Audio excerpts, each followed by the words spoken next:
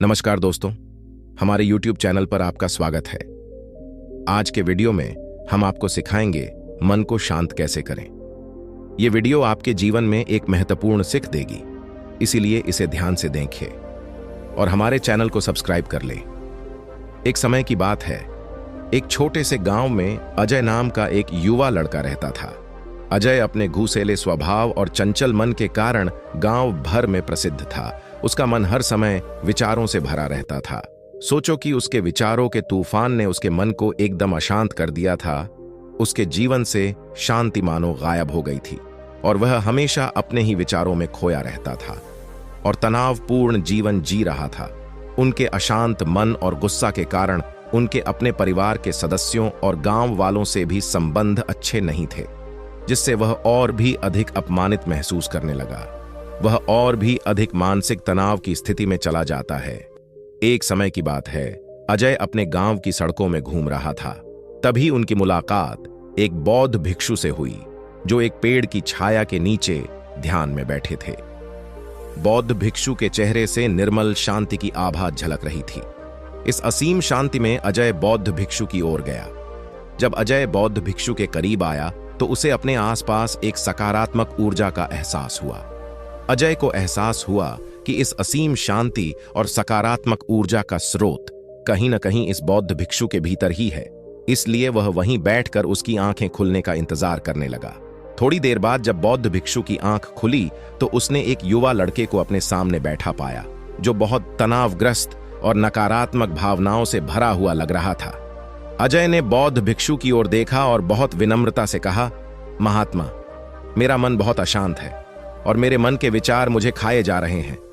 मुझे एक पल के लिए भी शांति महसूस नहीं होती। क्या आप मुझे सिखा सकते हैं कि मैं अपने अशांत मन को कैसे शांत करूं?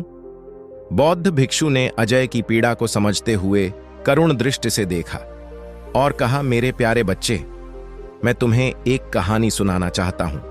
इस कहानी में मानसिक शांति और खुशी के रहस्य छिपे हैं। क्या आप कहानी सुनना चाहेंगे? अजय ने हां में सिर हिलाया और पूरी दृढ़ता से कहानी सुनने को तैयार हो गया। उनके अंदर इच्छा चरम पर थी। वो कहानी सुनने को बेताब था। बहुत समय पहले की बात है। एक शहर में शंकर नाम का एक आदमी रहता था। शंकर बेहद महत्वाकांक्षी व्यक्ति थे और उन्हें हर काम में लोगों से मदद की जरूरत पड़ती थी। यदि उसे किसी से असफलता और बुराई सुनने को मिलती थी तो वह गहरी चिंता और तनाव में चला जाता था। उनका मानना था कि सफलता और भौतिक शक्तियां बहुत खुशी देंगी, लेकिन वह जितना सफलता और प्रशंसा के पीछे भागता था, उतना ही मानसिक तनाव में डूबता जाता था। लेकिन अचानक शंकर का सामना उस समय के मशहूर बौद्ध भिक्षु से हो गया, जिसका नाम रामकृपा था। रामकृपा अपने शिष्यों को ध्यान की शिक्षा देते थे और वह स्वयं एक बहुत ही ध्यानमग्न और प्रबुद्ध व्यक्ति थे। रामकृपा की अद्भुत एकाग्रता से प्रभावित शंकर ने उनसे अपने भटकते मन को शांत करने का उपाय जानना चाहा। शंकर ने कहा कि महात्मा, मैं हमेशा सफलता के पीछे भागता हूं और लगातार अधिक हासिल करने की कोशिश करते हूं, फिर भी मुझे कोई क्षणिक संतुष्टि या आत्मसंतुष्टि नहीं मिलती। इस निरंतर बेचैनी के बीच मैं शांति कैसे पा सकता हूं? बौद्ध भिक्षु ने करुण दृष्टि से उसकी ओर देखा और उत्तर दिया, आपका मन एक अशांत नदी की तरह है जो हमेशा बहती रहती है। आप कभी भी शांत नहीं रह सकते। इसलिए इस अशांत मन को शांत करने के लिए आपको अपने विचारों को बिना किसी रुकावट के जाने देने की कला सीखनी होगी। शंकर को आश्चर्य हुआ और उसने पूछा कि मैं अपने विचारों को कैसे जाने दूं?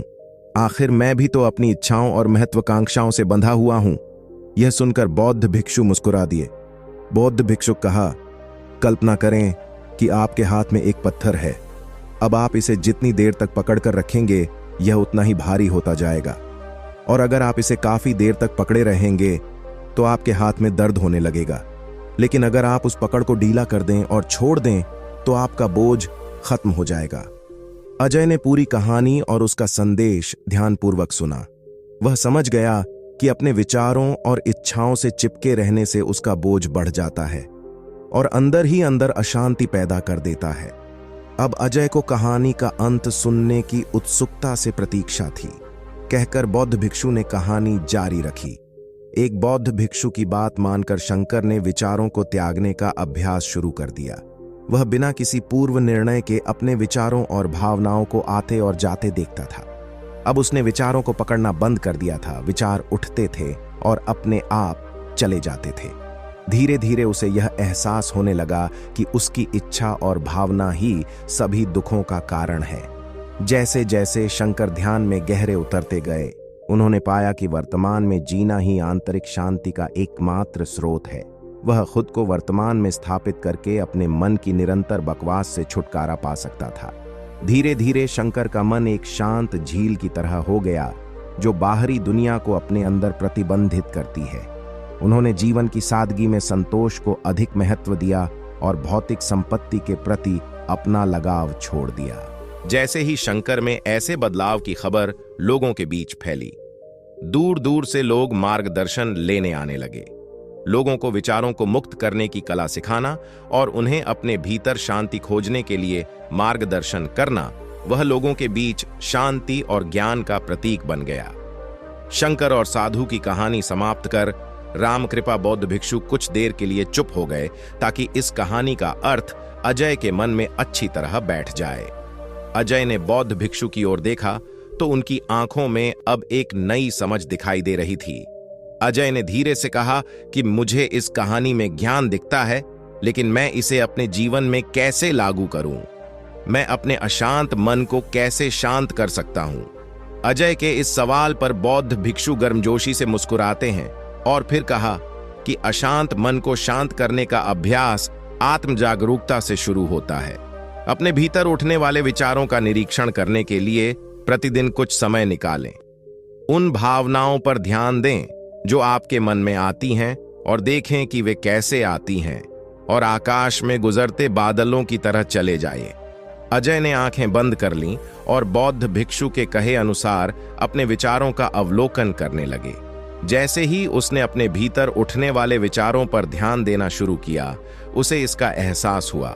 उसे अपने अंदर चिंता और इच्छाओं की एक लगातार धारा बहती हुई महसूस हुई। सिर्फ एक एहसास ने ही उसे एक अद्भुत शांति का एहसास कराया। उन्हें यह भी महसूस हुआ कि यह सभी विचारों और भावनाओं से अलग है। बौद्ध भिक्षु ने आगे कहा कि जैसे शंकर ने खुद को सभी मोहमाया से अलग कर लिया था, वैसे ही अपने मन को अशांतकारी विचारों और भावनाओं से मुक्त करने का अभ्यास विकसित करो।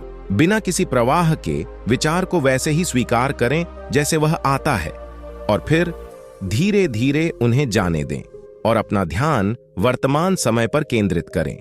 लेकिन अजय ने टोकते हुए बोला कि अगर विचार और भावनाएं इतनी मजबूत हैं तो क्या होगा?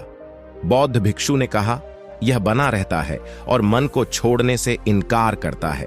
बौद्ध भिक्षु ने अजय की बात से सहमति जताते हुए सिर हिलाया और कहा, ऐसे कई मौके आएंगे जब आपके मन में सवालों का भंडार चल रहा होगा।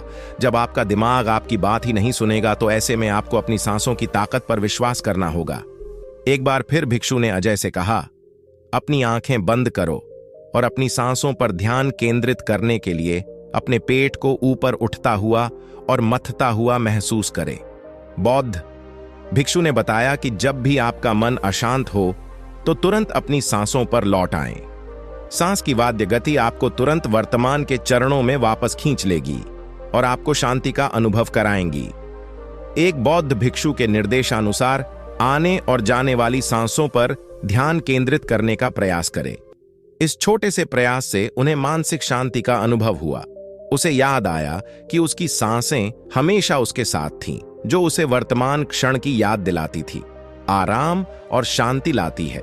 अजय के इस विकास को देखकर बौद्ध भिक्षु मंद मंद मुस्कुराए और बोले, मेरे प्रिय, बेचैन मन को शांत करना एक ऐसा अभ्यास है जिसमें बहुत प्रयास और दृढ़ इच्छा शक्ति की आवश्यकता होती है, क्योंकि लगातार व्यायाम से मांसपेशियां मजबूत होती हैं। उसी तरह नियमित अभ्यास से मन भी शांत होता है।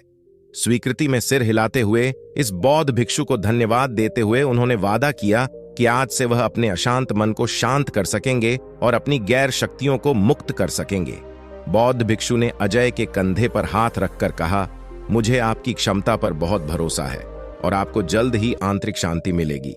लेकिन याद रखें कि यह आसान नहीं होगा, लेकिन अगर आप दृढ़ इच्छा शक्ति और खुले दिल से प्रयास करेंगे तो आप निश्चित रूप से वह शांति पा लेंगे जो आपके अंदर है। उस दिन से अजय अपने अशांत मन को शांत करने का प्रयास करने लगा और हर दिन ध्यान करने के लिए एक अलग समय निर्धारित किया। उसने अपने मन में उठने वाले विचारों को बिना किसी रोक टोक के जाने दिया और अपनी सांसों के जरिए खुद को वर्तमान में बनाए रखने की कोशिश की। समय के साथ अभ्यास करते हुए अजय को अपने अंदर शांति का अनुभव हुआ। जैसे जैसे समय बीतता गया, अजय को ज्ञान और शांति का स्रोत कहा जाने लगा। ग्रामीण अपने अशांत मन को शांत करने के लिए अजय के पास आने लगे।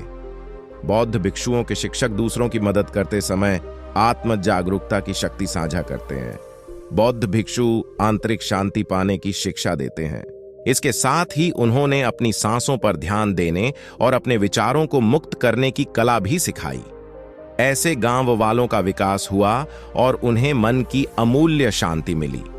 बौद्ध भिक्षु की शिक्षाओं और अजय द्वारा संचालित अभ्यास के माध्यम से विचारों को त्यागने और वर्तमान में जीने की कला दूर दूर तक फैल गई।